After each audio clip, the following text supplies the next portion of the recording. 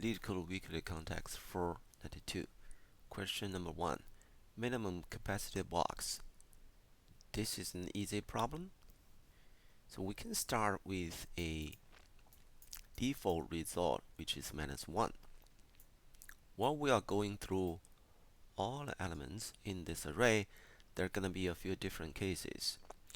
The goal for this problem is to find out the box with minimum capacity that could fit this atom in, this given atom with a specific size.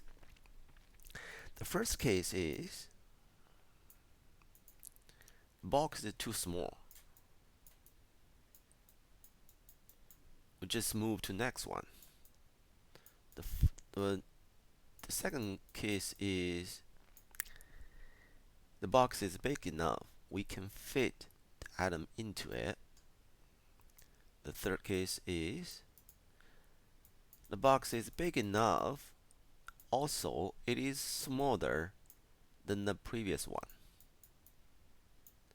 The fourth case is this box is big enough and just with the same size of the previous one. Anyway, all we want to do is just go through this array and check if the capacity of the box is bigger, equal, or less than the atom size. But that's the solution we're gonna solve this problem.